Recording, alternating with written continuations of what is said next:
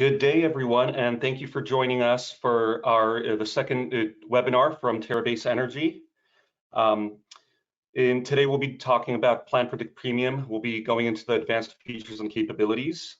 The demo portion of the webinar will be 45 minutes long, to be followed by a Q&A session for the remainder of the hour. And if we have lots of questions, we'll run a little past the hour, so feel free to stick around. After the webinar, we'll send a recording to everybody who registered. And we'll also be giving everybody a 14-day trial of PlantPredict Premium. So you'll get that in your email later today. And to begin, I'm going to hand it over to Tang Li. Thanks, Rafael. And thanks everyone for joining us today. My name is Tang Li. I'm VP of Development Technologies at Terabase. We're excited to bring you this webinar and continue the series of regular webinars to share our news and details about Terabase's products. Be sure to follow our social media on LinkedIn and Twitter for additional announcements. I'd like to start today's webinar with a brief overview of Terabase before we jump into the deep dive of PlantPredict Premium. The company was founded in 2019 by a group of solar industry veterans with a shared background from our time at SunPower. We're headquartered in Berkeley, California. And over the past 3 years, our team has grown to over 85 individuals in 10 countries globally. And we expect another growth period in the second half of this year to meet the demand we're seeing from the industry. Be sure to check our career page for any potential roles that may interest you. We'll be posting many exciting new roles over the course of the summer. We're excited to be building and bringing new solutions to accelerate the deployment of utility-scale solar power plants.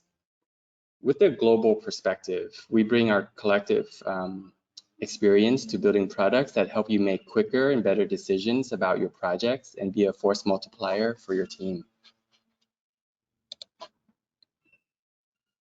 So at Terabase, we're tackling the project lifecycle from 3 perspectives: development technology, construction technology, and operational technology. The group that David, our next presenter, and I sit and focus on the development phase of products, which includes the Terabase development platform, PlantPredict, which we'll be discussing today, and our engineering services group. The construction technology group is building construction monitoring and automation tools, which you'll be hearing more about later this year. And the operational group offers best-in-class SCADA and plant control solutions with a track record of more than 10 gigawatts globally. If you're interested in these other solutions, please feel free to reach out to any of us individually, and we'll connect you with the right information and contacts. In fact, our next webinar will be presented by our operational technology team, so stay tuned for that, for more info about that.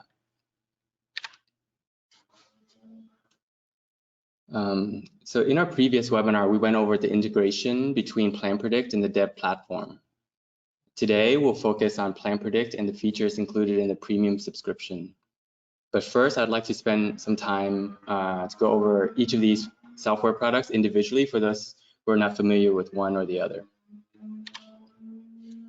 So the Terabase development technology is the Terabase development platform is a GIS-enabled cloud-based solution that automates site definition, equipment selection, design, quantities takeoff, cost estimation, and financial modeling. We've built the infrastructure to digitize your solar power plant project and empower you to accomplish the process from end to end in minutes. You can use this tool to quickly evaluate different scenarios, considering variables such as parcel combinations, target capacities, technology selections, design parameters, cost rates, financial parameters, etc. The possibilities are endless. PlantPredict is a cloud-based performance modeling tool developed by First Solar and acquired by Terabase in late 2021. The key differentiators with PlantPredict and the reasons why Terabase felt strongly about this acquisition are: number one is bankability and accuracy. PlantPredict has been approved by independent engineers on several gigawatts of project financing. It was built over a gigawatt of operating power plant data, and it continues to be benchmarked against over 15 gigawatts of operating plants on a monthly basis. Number 2, cloud infrastructure. It's natively modern. PlantPredict was born in the cloud. This enables integration with other tools and data providers. 3, ready for the future. PlantPredict can manage sub-hourly data and perform predictions down to the minute level, which is necessary for accurate analysis of solar plus storage power plants. So with that, I'll hand it over to David, our head of product management, who joined Terabase as part of the PlantPredict acquisition. David's going to show you more about the great features that PlantPredict Premium offers. Take it away, David. Great. Okay, so let me make sure we've got. Tang, can you just confirm, are we seeing my project library screen? Yes, that's what I'm seeing. All right, very good. Well, thank you, Tang, for the introduction, Rafal for scheduling the webinar, and for all of you who are participating.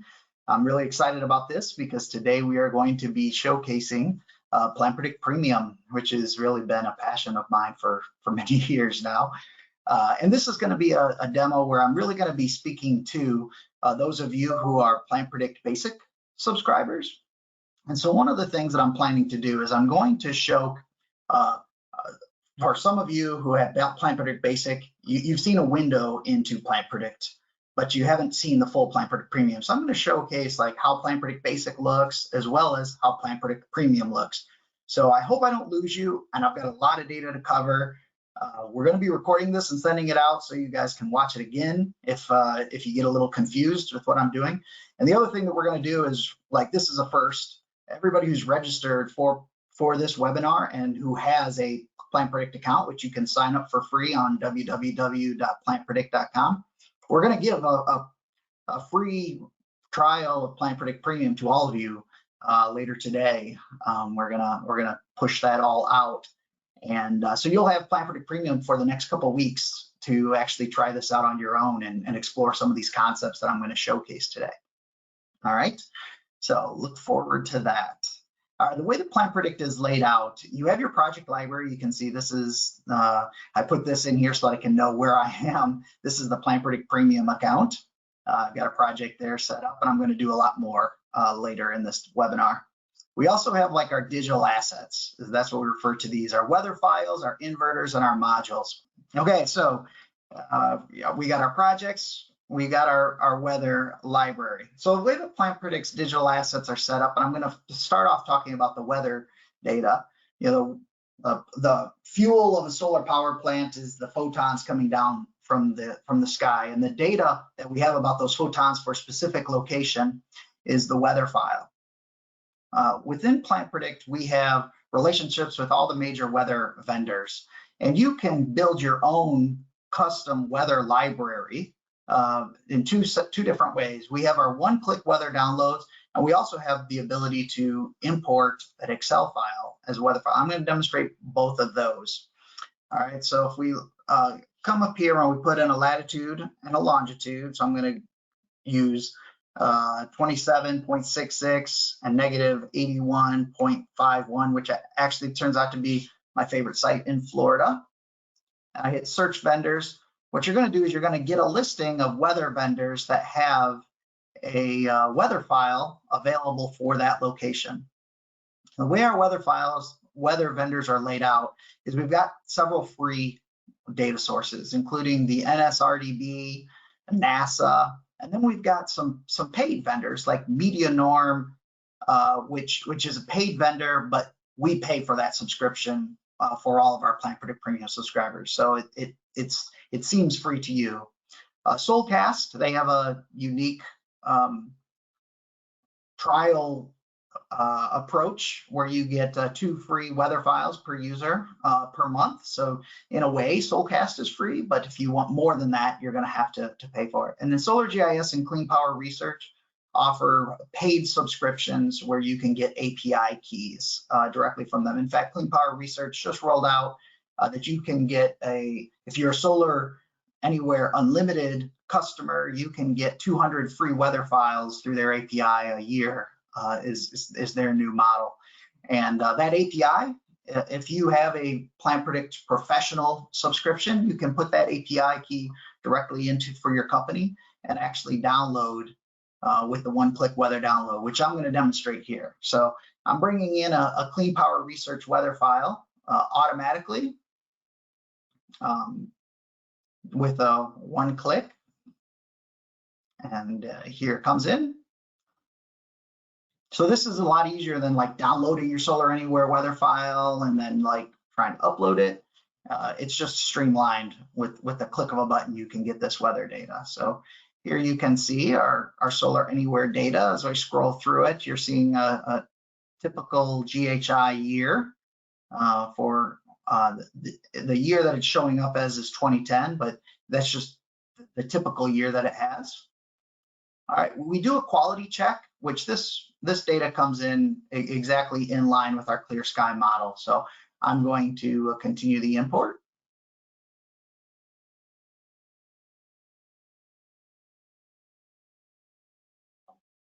Okay, very good.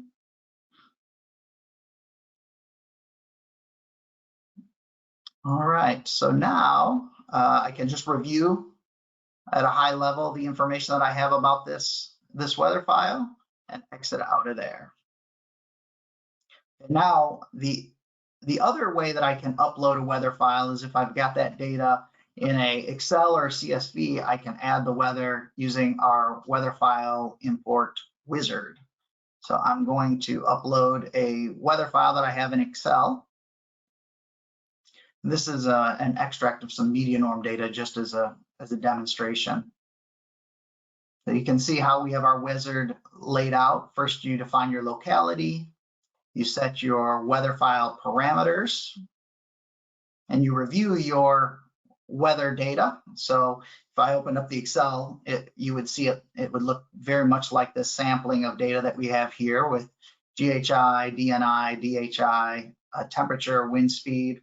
One thing we don't have is PWatt, so I will remove that. We also don't have dew point temperature, so I'll remove that. So you can specify columns and what data you actually have over here. And then you can adjust the timestamp. I'm going to set this to 2010 as well and continue the import. The weather import, when you do a file based, also does a quick quality check so that you can scan through here and make sure that your weather data is lining up with our GHI model for this location, which it is. So I'll continue the import. Now, a feature that is not widely known about that I'm going to highlight today because it's just a cool feature is the weather file comparison. So if you wanted to compare two weather files, which I'm going to do that here in a second, what I'm going to do is I'm going to filter down to just my weather files, and I'm going to look at only those that are active and draft shared. Let's give it here a second while it's loading. My weather files, draft private, there we go. So this is the media norm file that I uploaded. When you upload a media norm or any of your Excel based, it goes in as a draft private, which means only you can see it. You can promote that to draft shared or even to active by changing the status. The Clean Power Research, because it comes in through the one-click weather download, it comes in automatically as an active weather file, which means all the users within your company will have access to it. So I can compare these, just select those two. And when I come into this screen, it'll do a side-by-side comparison first. You can review that. But what's really handy is you can look at it from a charting view and click on these little eyeballs up here. You can hide the one weather file so you can see what that looks like, and then show that and hide this. And you can see what that one looks like. So you can see the values on top of each other as you scroll through the year and look at that, which is pretty handy. All right, so that's our weather data. We also offer the ability to import inverters and modules. I'm going to just show you coming back over to my basic account, if I go to the inverters and I try to hit add new inverters, you're going to see this, the feature is not available to basic subscribers. Whenever you see that, you've hit what we refer to as our paywall. So that's when you got to jump in as a premium. So if you have a premium account, when you hit add new inverter, this is the screen that you're going to see. So we have the ability to import an OND file. So I've got a central inverter OND file that I'm going to use for today's demonstration. It's my demo inverter. It brings in all the information from that OND, including voltage curves, temperature and elevation curves. So all that comes in automatically, very easily. And so now if I come over here to my inverters, we'll see that demo manufacturer inverter on top of our standard inverter. Okay, so now going into the modules, in a very similar way, you would not be able to see this if you have a basic subscription. But when I click on the import module, I have the ability to upload a PAN file, which I'm going to bring in a 540 module PAN file. It brings in all the information from that PAN, including your single diode characteristics, once again, some curves, spectral data, all that kind of information. And now I'm going to save it. So this will show up now under my list of my modules as well. So there's the demo module that I just uploaded. Okay, so now that I've got all of my digital assets that I need, I'm going to transition over into creating a project. But before we do that, we're going to do our very first poll of the day. So Rafal, I'd like you to do the first poll. All right, so this is a question we also had in our last webinar. What software do you use for performance simulations? PlantPredict Terabase, PVSys, NRL System Advisor Model, PV Design, or other. And I'm going to remind everybody that if you have any questions throughout this presentation, feel free to submit them and we'll try to address them during our Q&A at the end. All right, I'm going to give the poll a few more seconds.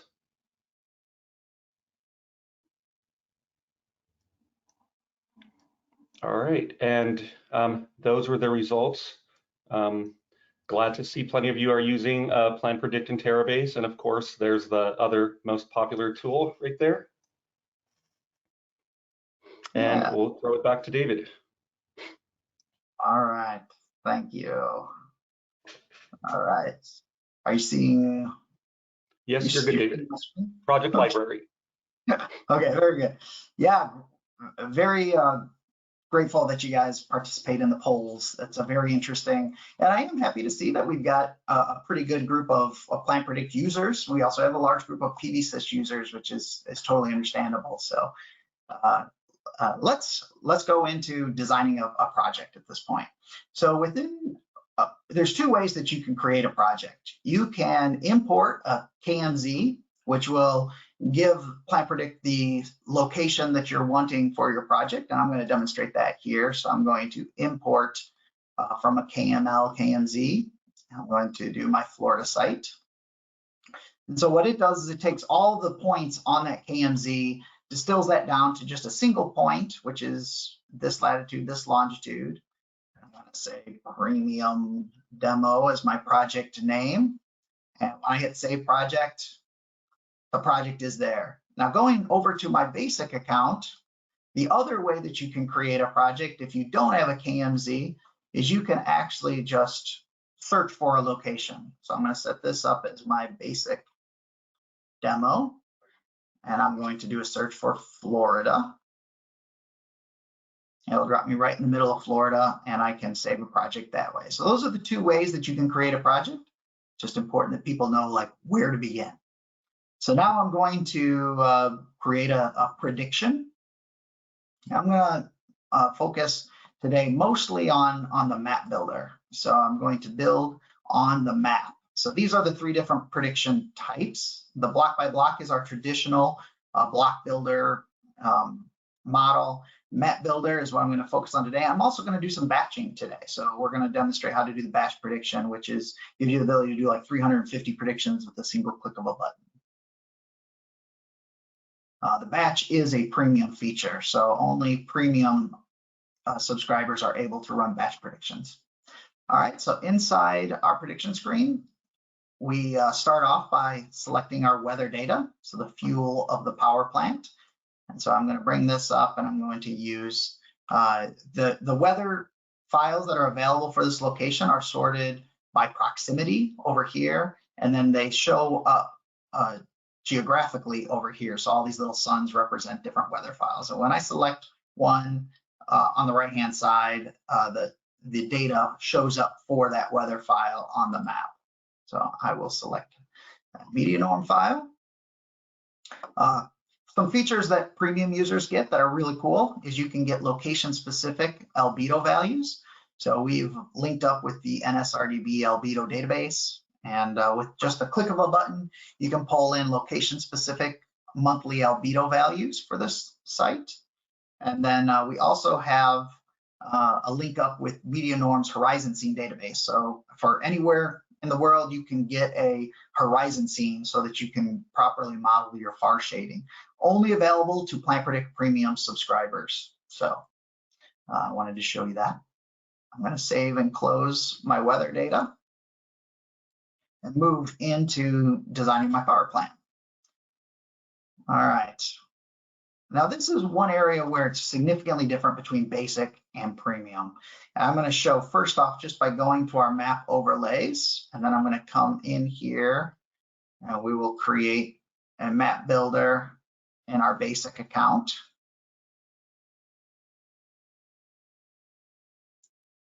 Because it is a basic account, I will only select a weather file.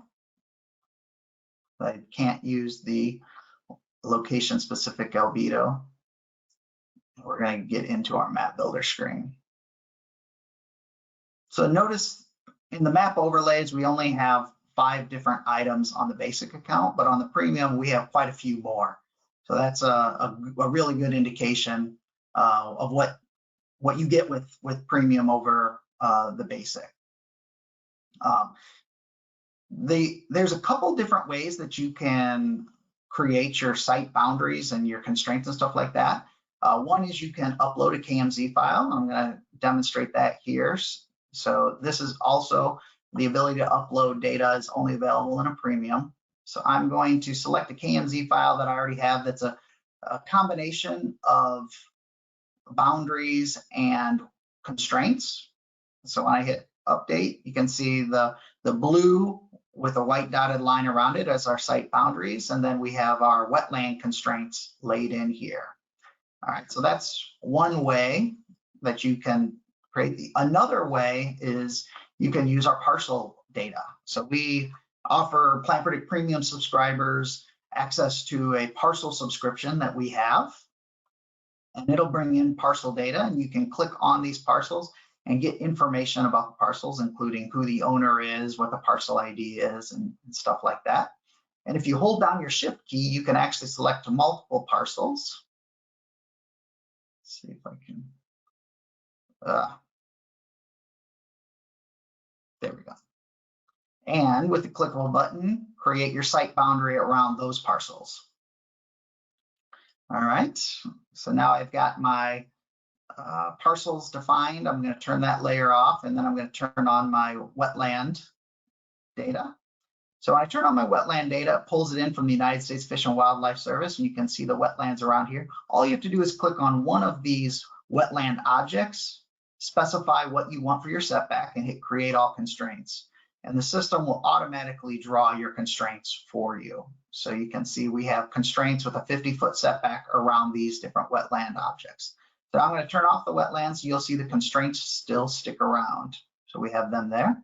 We also have some other valuable data layers like transmission lines. So we've got a transmission line going down the west side of this power plant, as well as some pipeline data, which we do have a natural gas pipeline that's infringing upon this site. So when I click on the pipeline, I can once again specify my setback, hit create all constraints, and it'll automatically draw that constraint for that pipeline for me so that I don't put my solar on top of that pipeline data. All right, so I'm going to turn those off. Another thing just to note is you can view this in terrain view or satellite view. The default is terrain view. I'm going to switch over to satellite view. Then you see a bird's eye view of this site with satellite imagery overlaid onto the site. So I'm going to stick with this for now and jump back over to my parameter screen. To build out my power plant, I'm going to add an inverter. So I'm going to use that demo inverter that we imported earlier. So I'm going to use that one. And then from a module standpoint, I am going to use the demo module that I imported earlier. I'm going to target a 100 megawatt AC power plant. I'm going to put in a default of 40% GCR. We're going to do a horizontal tracker system, and we're going to only have east-west roads. So I'm going to zero out my north-south roads and hit update DC capacity.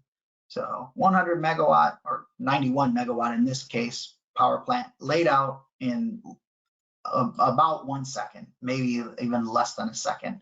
Fastest layout engine out there. So it's able to do gigawatts in just a matter of seconds, which is really very powerful. Okay, so you can see we're falling a little short of our target of 100 megawatts. I can adjust my GCR. I'm going to go to 42% GCR and then flood that in, and you can see that we're able to get more solar just by increasing our GCR a little bit. Now, when I go to 43%, we actually hit our 100 megawatt AC target. Now, a really cool feature that we have within PlantPredict Premium, and this is once again just a premium feature, is the ability to control what your standard array shape looks like. So I'm going to turn on the use of custom arrays, and that opens this window up here. You can see this is our standard array shape. So it's got a megawatt AC of 3.1 megawatts and a megawatt DC of 3.8. So a DC AC ratio of 1.21. And that's based upon my module and my inverter that I selected. You can see we have 3 tracker tables, which are 1 by 37 tables to the north of the corridor and 3 to the south of the corridor. I can increase that. I'm going to throw 5 on the north and 5 on the south, which then takes my DC-AC ratio up to over 2, which is too high. So now I'm going to reduce my number of rows until I get to the DC-AC ratio that I'm looking for, which is 1.205. So now you'll notice that this is a tall, narrow array shape. So now when I hit update DC capacity, I'm going to bring this down. You can see now we have the fewer roads. So we just have fewer roads. These roads, these access roads here are flowing in from the east to the west. The other thing to note here is now if I take and I change my GCR to 42% and hit update DC capacity, notice my megawatt AC, we're able to fit 100 in at 42% GCR. Let's try 41, hit update DC capacity. We're not able to quite do it there at 41. So I'm going to go back to 42 and hit update DC capacity. All right. All right, so that's where we are going to sit here for now. So that gives you an idea of the custom array editor. You can also layer your own arrays in with this little stamp pad like that. I dropped that outside of there, but that's a pretty powerful tool. You could actually do a detailed layout and have varying array shapes, and you can just lay that all out in the tool. It's pretty amazing. You can do all of that within a browser, which is typically the kind of thing you would need AutoCAD to do. You can do all of that with a custom array editor. All right, I'm going to close out of that and now transition into our 3D site view.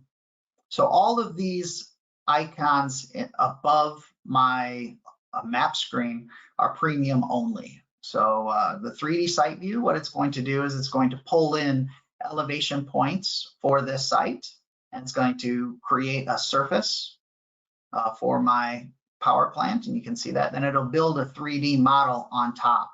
So I'm going to look at this model in 3D. So you can see the simplest topographical analysis we do is the terrain slope constraints. And so what this is doing is it's showing me red blotches everywhere that the slope exceeds 6%. So that's kind of considered a high slope area.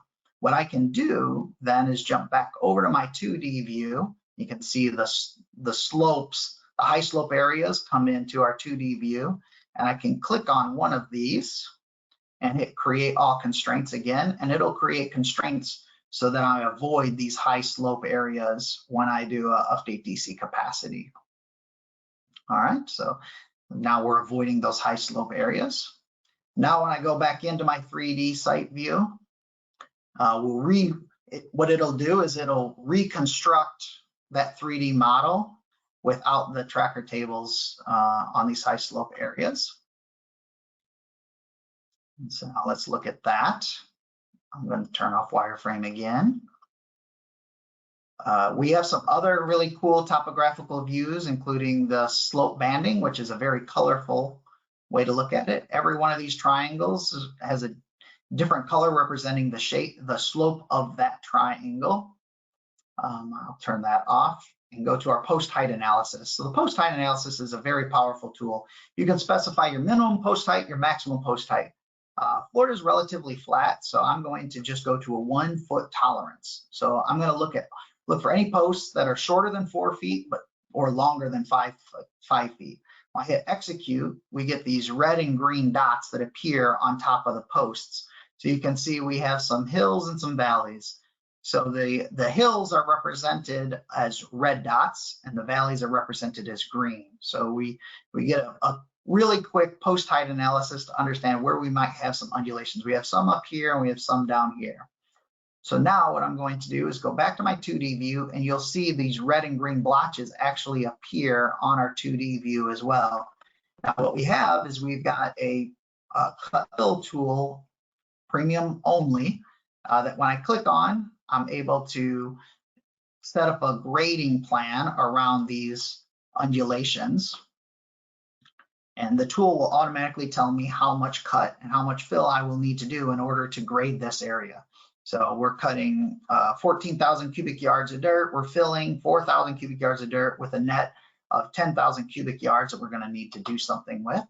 And now when I click the 3D site view, what happens is the surface of my site will once again be constructed using not only the elevation points for this area, but a new surface just in this graded area to show what the site would look like if this was graded. So I'm going to go back to the post height analysis, put in 4 feet to 5 feet and hit execute. And now you can see on there, we've taken care of those undulations within this site. So very powerful, all in browser ability to do not only some topographical analysis, but also some cut fill analysis in PlantPredict Premium. So once I get my layout the way that I want it, I can generate a PLP 1000, which is a handy downloadable PDF document. This is very popular. This way you can share your layout with colleagues, or some people need to have something like this in order to get some permitting approval and stuff like that. You can get a PLP 1000 if you're a premium subscriber, all with just the click of a button, and you can download or print this PDF document of your layout. We also provide you a high-level bill of materials with all the most expensive componentry within your site, like your tracker tables, your modules, your inverters, combiner boxes, strings, and home run cabling as well. And then lastly, you're able to download this either as a KMZ or a DXF. So the KMZ is something that a lot of people like. We showed how you could import a KMZ. Well, you can also export a KMZ and then open this power plant in Google Earth and see it in Google Earth like that. Or you can download DXF and then actually even open it in Civil 3D or AutoCAD. We offer you the ability to choose a coordinate system, which will allow you to open this design in a Civil 3D. All right. So all of that is to save my power plant because we ultimately want to run an energy prediction. So I can convert that power plant that we designed into an energy prediction. I first review my simulation settings and then hit run prediction. And what it'll do is it'll take all of that information about that power plant, package it up. It actually creates a block builder prediction in the background so that our prediction engine is able to understand the DC fields and the array constructs. And then what it will do is it will run the simulation. Let's see here. It usually takes somewhere between 10 to 30 seconds, depending on the queue time. I'm running this in actual production, so we do have other predictions running at the same time on our server because this is running. Okay, that's done. So I will refresh my screen. If you don't see it complete within, like I said, somewhere between 10 to 30 seconds, a quick screen refresh will bring it up. Okay, so here's my prediction results. We have our high-level summary data over here, our loss tree over here.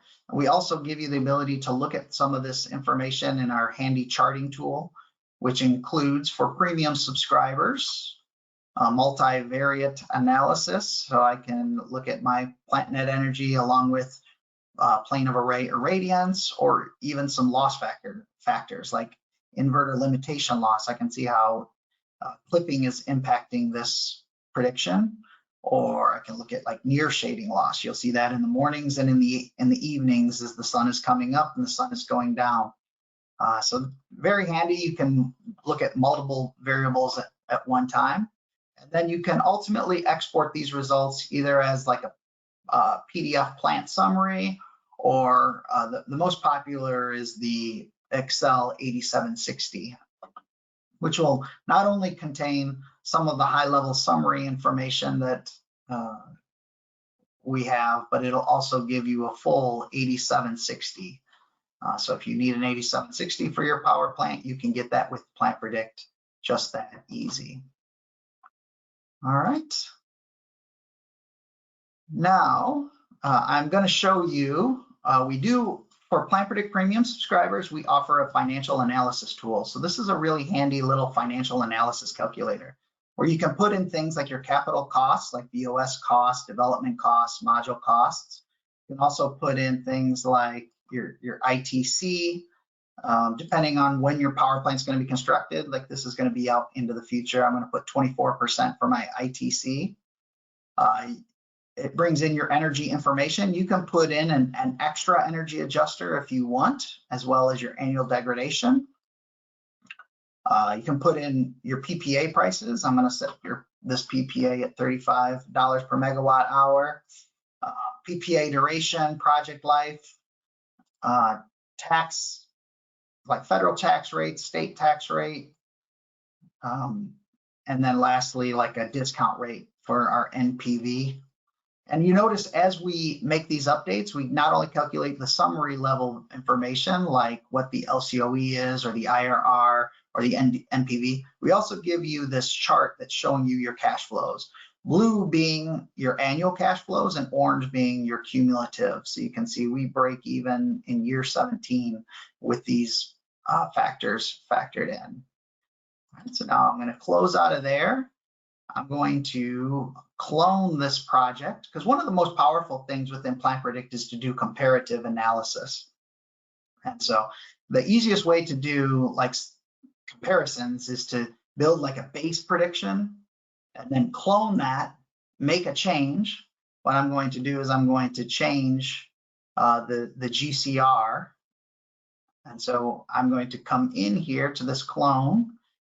When I open it up in the map builder, everything from the previous prediction is still in here, including my custom array. I'm going to open my custom array editor. I'm going to change my GCR down to 40% because that was my original targeted GCR. So we end up giving up a little bit of our AC and DC capacity.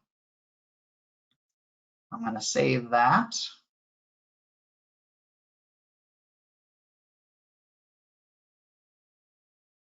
And run the prediction. And what this will do is this will give me two predictions, one with the 42% GCR, one with 40% GCR, side by side. All of the financial metrics that I had put in the financial model are going to be carried over as well. When I do a clone, that stuff carries over as well. And so now that will run, and we'll be able to do a side-by-side comparison of these two predictions and see what the financial impact as well as the energy impact is on that. So I'm watching the prediction log so that I know exactly when that's done. All right, looks like it's about done. We got it. So the way you do a side-by-side comparison is you go out to the project screen and you hit compare results, select the two predictions that you want to compare, and then hit ready to compare. And this will bring in the two predictions in a side-by-side view. So I had my original prediction, which was 42% GCR on the right. My new prediction, which is a 40% GCR on the left. You can see the AC and DC size differences that we had within this. And then we can go down and we can actually look at what kind of an impact that ended up having. Oh, I never went into the financial model, so we didn't get the calculation. But anyways, I'm just gonna keep moving on. You can see specific yield. You can see your Ray net energy as well as your plant net energy differences in the side-by-side comparison. And you can download a comparison report in Excel by clicking on that. All right, what I wanted to showcase, because it's really a very powerful premium feature, is our batch prediction capability. So now what I'm going to do is I'm going to create a new prediction, and this time I'm going to set it up as a batch prediction. And so just to reiterate what the batch prediction does is you can set up a basic prediction and run it up to 350 times. So you can iterate over 350 different predictions and review the results. So I'm going to select once again my media norm weather file. I use that same demo inverter. And I'm going to use my demo module. Okay, we're going to target 100 megawatts. We're going to do it as a horizontal tracker. Rotational limits at 60 to 60, a ground coverage ratio, start off just with 40%. And you can choose up to two variables to iterate over. So things like DC-AC ratio, GCR, azimuth, post height. We're planning to add to this list of variables, something that we're working on right now. We just recently rolled out post height. I'm going to vary GCR and post height. In this situation, I'm going to go from 40 to 50. I'm going to step it by 5. So we're going to take pretty big steps there because I really want to evaluate post height. So I'm going to do 4 to 10. I'm going to do this by every 2 feet. So we're going to do 12 different iterations. You can see I have 338 available. We're going to run 12. And I'm going to hit run prediction. What this is going to do is it's going to create 12 predictions automatically. And it's going to vary the GCR and the post height across those 12 different predictions. Run it automatically in the system. And because it's going to run 12 predictions, like I said, it's 10 to 30 seconds for each prediction. It could take a little bit of time. So we're going to use this as an opportunity to hand it back over to Rafal. Rafal, why don't you take us through our second poll question? All right, so this time we're asking what features are most important to you in performance simulation software. So we're thinking of new features. We have our wish list. We want to hear your feedback. What are you interested in seeing in PlantPredict? And at any time, if you have any suggestions or feedback for new features, let us know. Please email support@plantpredict.com. I'll give this another 10 seconds and then we'll take a look at the results.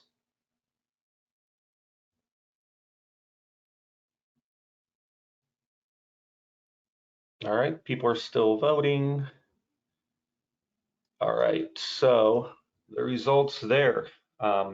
Looks like battery storage modeling is very important and sub-hourly. Those are good to see. Any comments here, David? Nope. I think that's fascinating. So thank you for taking the time to share that feedback. We will definitely take that into mind. So are we back to my screen? Yep, back to you, David. Okay, so we are currently in process in the batch. And so while this is finishing up, I do want to showcase, coming back over to our basic, how to subscribe. So if you're a basic user, or even if you're in your free trial, you can still get to the subscription screen if you're using a free trial. These are our different levels. So a premium is just an individual user. We charge $100 per month or $1,000 per year if you do annual prepay. That's how the premium works. That's just for a single individual. You can also see this information on our PlantPredict.com website. If you go to the PlantPredict Premium tab, we have a table here that shows all the premium features that I've described today, as well as our different tiers. Our most popular package is the professional package. It comes with 3 user accounts, and it's $250 per month or $2,500 for a year. So you can see you get a little bit of discounting over just 3 individual premium, but you also get some really cool features like the ability to put in company level defaults, as well as get an API key. All right, so getting back over here to our batch prediction, which is still running.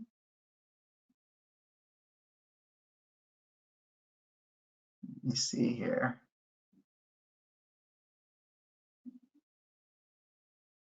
Okay, it's got to be done by now.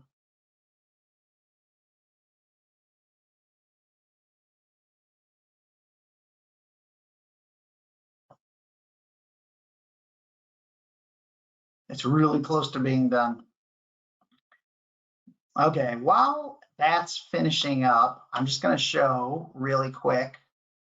This is the company administration screen. So if you're a pro user, you get the ability to go into your company administration screen and do like user management. So you get 3 users, so you could add your users in here. You can also specify your company level defaults, which is pretty important. So you can set up power plant spec defaults, your energy storage defaults, as well as things like simulation settings and financial analyses. All right, but the other thing that you can do that's really handy is generate API credentials for a user. So I'm going to generate API credentials for my user account here. You can see it pulls it up relatively quickly. And with these API credentials, you can actually script out the creation of a project and a power plant and a prediction. So I'm going to show how this works here. I'm going to copy that and write that in on top of my client ID. And copy my secret.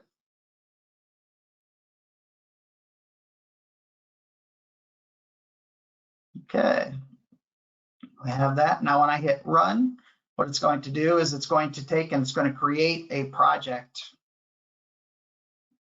in my project list. So there's the Grand Canyon Power Plant 3 project coming right from this script. All right, so now if I open that project up, you'll see it doesn't have any predictions. I can create a prediction. I'm just going to run these lines of code. It's basically 4 different lines of code, and then prediction create.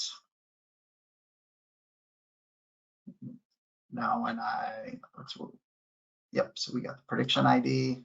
When I hit refresh, it's going to have my prediction created right in there. So now when I open that up, it's going to tell me that I don't have a power plant because I haven't created a power plant for this prediction. So I'm going to come over here and run these lines of code, which will create the power plant. So now if I come back over to my user interface, I refresh the screen. I did it too fast.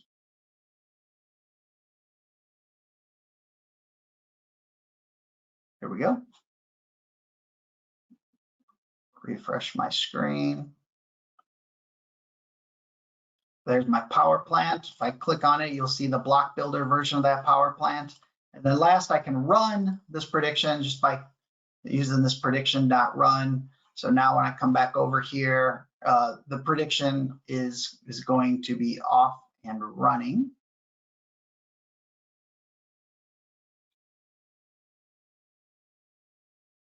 In fact, it's already finished. So that's the way that, just a really quick example of how you can use the API to create a project, a prediction, and run a power plant. So you can imagine if you put a looping logic around that, you could do some of the iterative work, like my batch prediction finally completed. So I'm going to open that up just so that you guys can see it. So this is the prediction that I just ran in batch view. So we do a 3-axis chart to show you that how our y-axis is our post heights, our x-axis is our GCR, and then our z is our plant net energy. So you can see how the post heights and various GCRs are impacting it. So I have to move on because we are running short on times, and I want to make sure that there's time for Q&A. So sorry for trying to pack so much information into this hour-long webinar. It's a real challenge, but anyways, I hope that through all of this, you were able to see. For one thing, I just ran like 15 different predictions. I did them just simply building a power plant on a map. I did it batching over different GCRs and post heights. I also did one using our API and using some Python code. So you can see the various ways with PlantPredict Premium that you can create predictions and do your energy analysis. It's a very powerful tool, and I think a pretty good value at roughly $1,000 per year or $100 per month. So with all that being said, I'll hand it over to Rafal so that we can do some Q&A. All right, thank you, David. And I think as we mentioned at the beginning of the webinar, we will be sending everybody who registered, we will be sending you, upgrading you to a free premium trial for the next couple weeks. That'll run through the end of May. So you'll get an email later today that you are on the premium trial. So now we have some questions. We'll do a Q&A session. Starting with the question, David.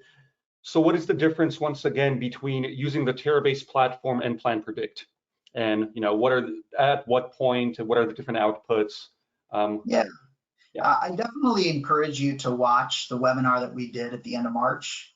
There's a few different ways you can watch that webinar. It goes into really good detail about the difference. So the way that I usually approach PlantPredict versus the dev platform is PlantPredict is going to give you the ability to really quickly do some iterative design as well as your energy simulations. At its core, PlantPredict, really what it's good at doing is those energy predictions. And so you want to, if you want to do some really quick preliminary design and energy simulations, PlantPredict works good. When you get to a point where you want to go to the next level, you want to do a detailed design and you want to do some optimization, the dev platform, you can take a project from PlantPredict and import it as a KMZ file into the dev platform and actually get a detailed 25-line bill of material as opposed to a 6-line bill of material. True cable design and also optimize it. So iterate over GCR, DC-AC ratio, similar to how I did in the batch prediction, except for it'll actually update your layouts and everything at the same time and run cost estimates and financial models in that tool. So you get I would think of it as you can start off in PlantPredict and then move into the dev platform when you're ready to do detailed design and optimization. All right, thanks, David. Next question, what is the max capacity we can design? So there is no max capacity. So that's something that's really important. We don't limit a PlantPredict Premium subscriber on the size of a project. We don't also limit you on how many projects you can run. We have customers that run thousands of predictions a day. We don't do any of that kind of limitation. So that's getting back to the value that you get from a premium subscription is it's not capped in size of megawatts or in number of projects and predictions. All right, next question. Does the tracker length include gaps for motor and bays? Good question. So what I showed today was just the tracker length, which is an aggregation of the module widths on that tracker. What you can do when you're in the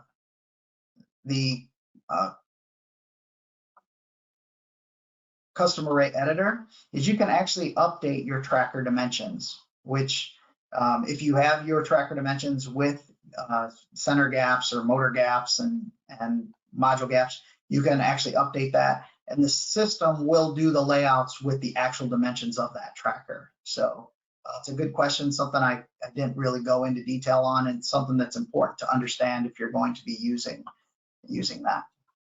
All right. What's the global coverage for the premium map overlay features? Yeah, so things like the parcels, the parcel data provider that we use has the US, has some Canada, has some Australia and some New Zealand, does not have Europe, does not have South America or some of those locations. So parcels is pretty much predominantly US. And the same thing goes with like the wetland data is United States Fish and Wildlife Service, so that's a US resource. The transmission stuff, we do have a little bit better global coverage on, so it's hit or miss, definitely predominantly in the US, but you do get some of that information, like things like elevation points we have globally. So you can do the 3D analysis on a global basis.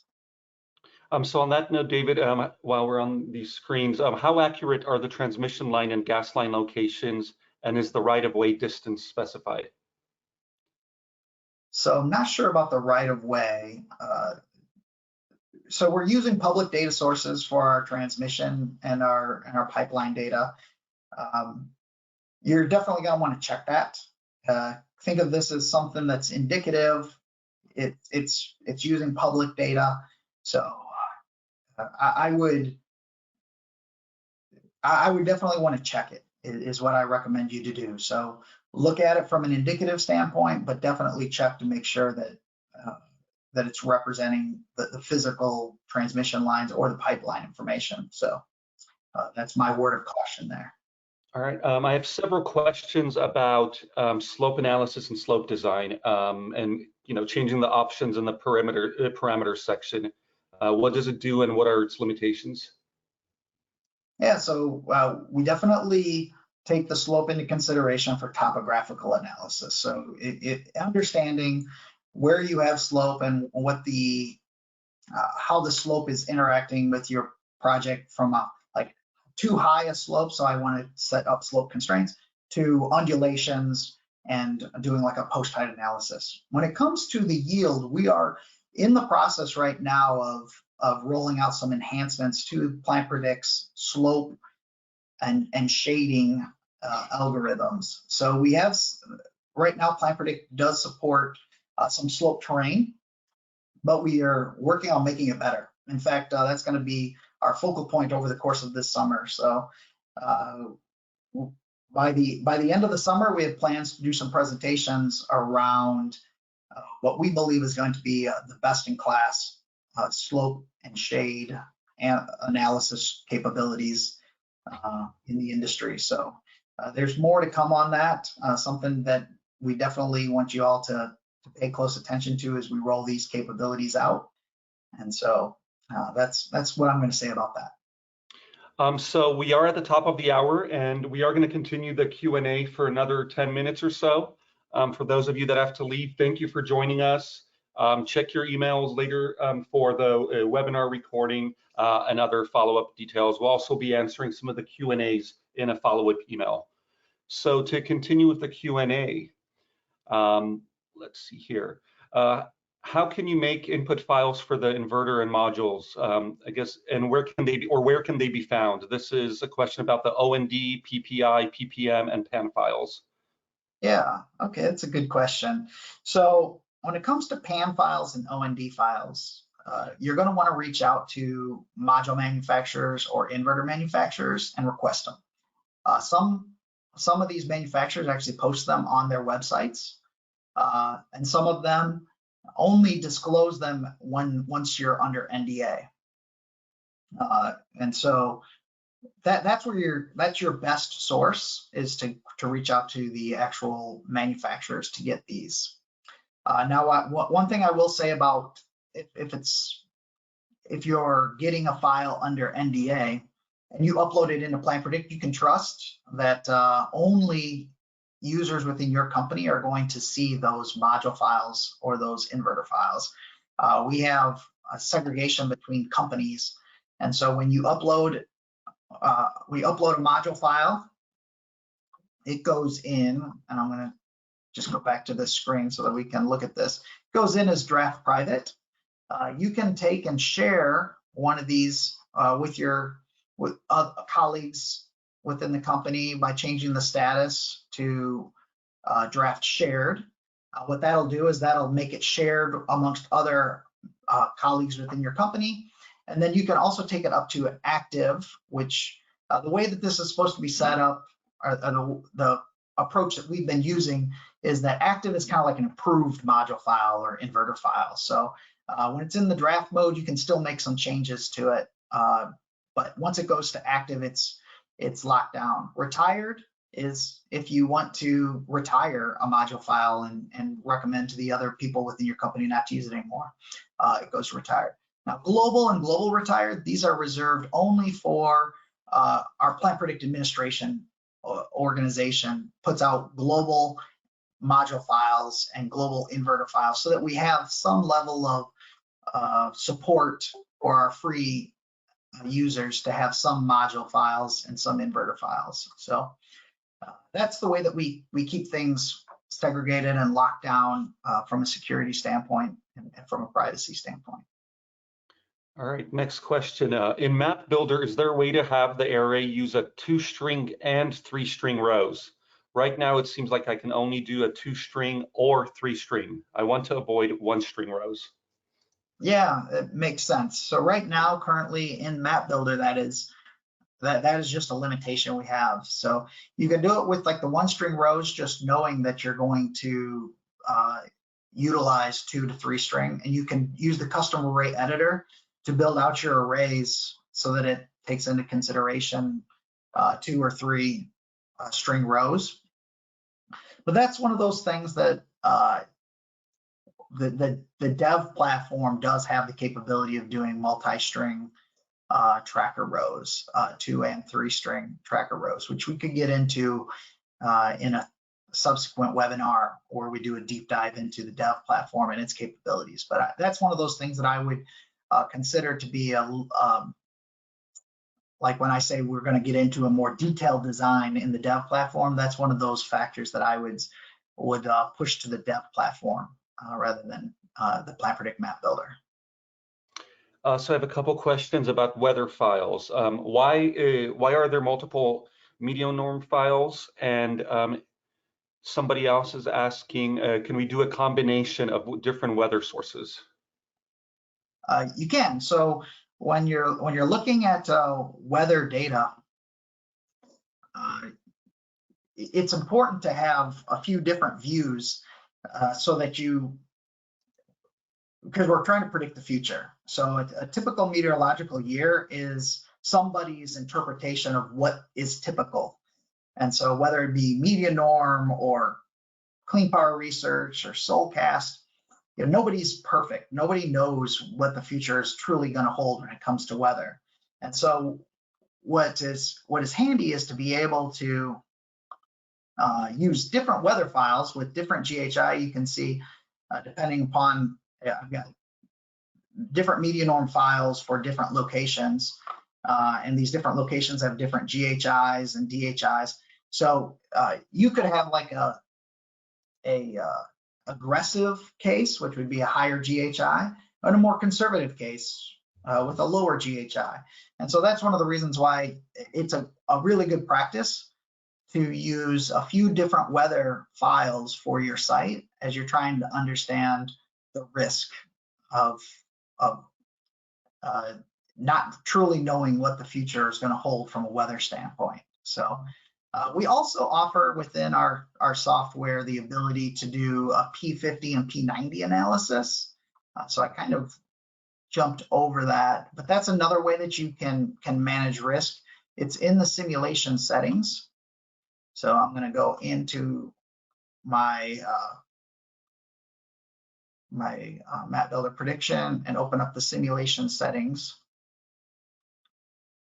Here's our uncertainty analysis. So this is where you can do P50 or P90 or P99, P10, whatever probability you want, you can do the uncertainty analysis. I only mention that now because that's one of the reasons why I would use multiple weather files and run multiple simulations using the different weather files, is so that I can get some sort of an understanding of what the risk bands are for the project that I'm trying to develop. All right, another Hey, question. Hey, David, this is Tang. Let me try to take another angle at answering that question. If you can't go back to the weather database. Sure. Yeah, so I just want to make sure that we're getting to the, I'm not sure what the intent of the question was, but the question of why are there multiple media norm weather files here? So let's just kind of go over that really quickly. So we can see here, this is actually the weather library that David or the user of PlantPredict has downloaded from the weather providers databases. So the providers actually update their database on a pretty regular basis. And each time you download a weather file for a specific project, it's saved in this library. So if we look at, there's multiple media norm weather files here. They have coordinates next to them that show, that basically different locations, but you can actually see there's a couple here that are at the same location, but have different GHI and DHI values. And that's because they were downloaded at different times. So best practice is that you go into PlantPredict, when you create a new project, you would actually download a weather file, whether from Media Norm, Solar GIS, or one of the providers, and run your simulation. But if it's been a while, like several months or years, you can actually download a new weather files for the same location, and because they're always updating their database with the latest and greatest information from satellites or from ground measurements. So I just wanted to point that out, that this is actually a user-specific library that's been downloaded, and it can be added to for different projects or same projects at different times.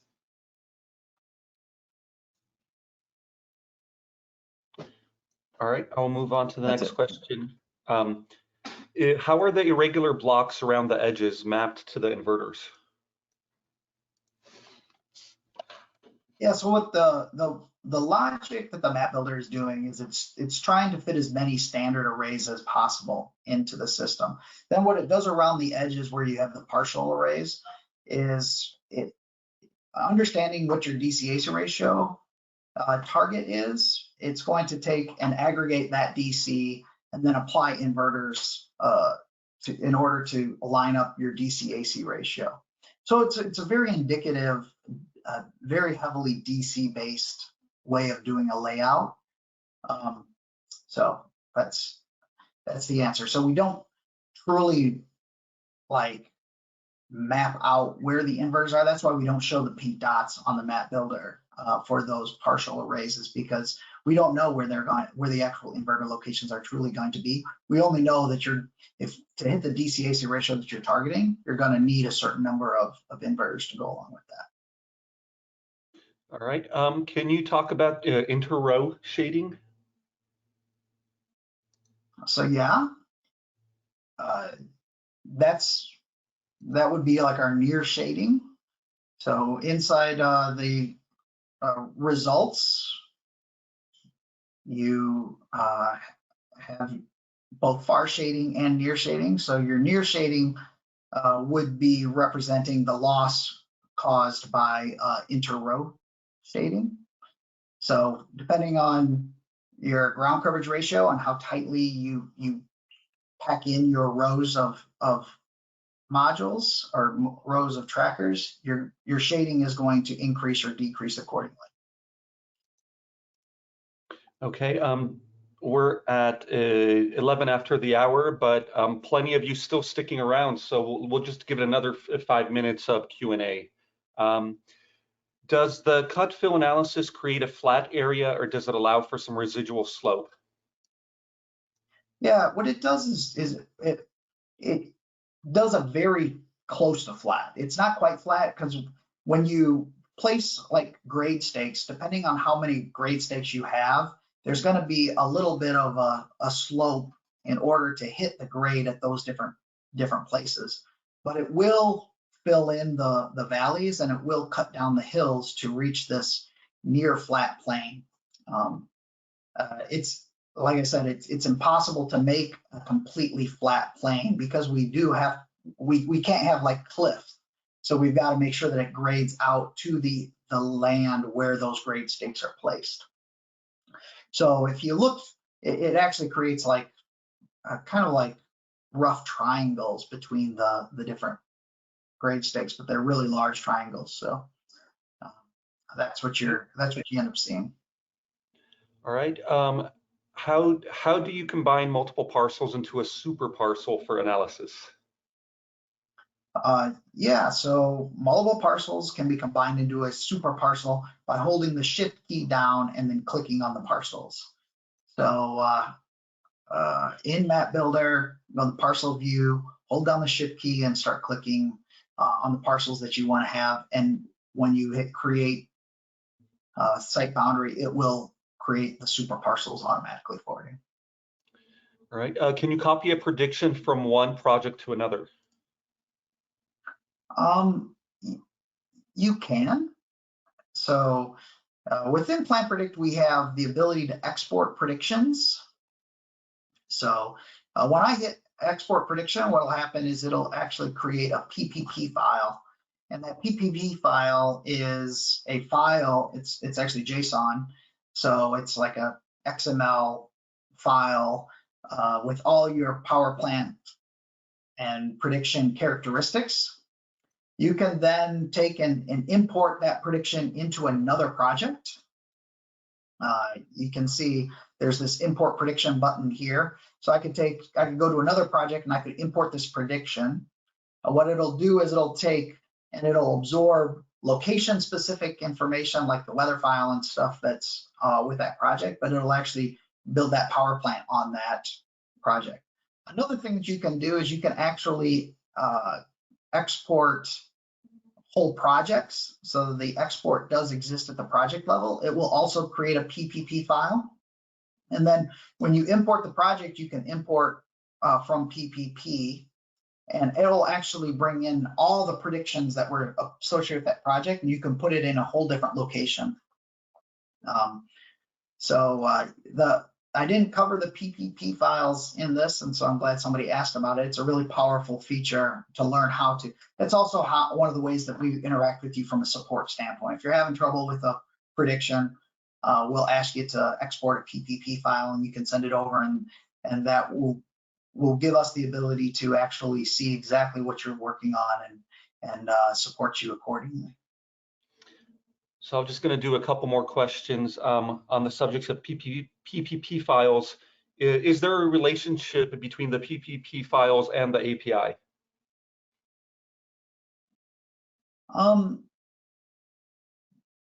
Kinda. I mean, one of the things that Tang mentioned early on, and this is something that's really important to us at PlantPredict, is we do everything API first. So with that being said, like the PPP export and the PPP import are all API-based functions. So there is a relationship there, But I wouldn't get too concerned that like API and PPP are tightly wound. So like you can do the export and the import even without having API access, just through the user interface.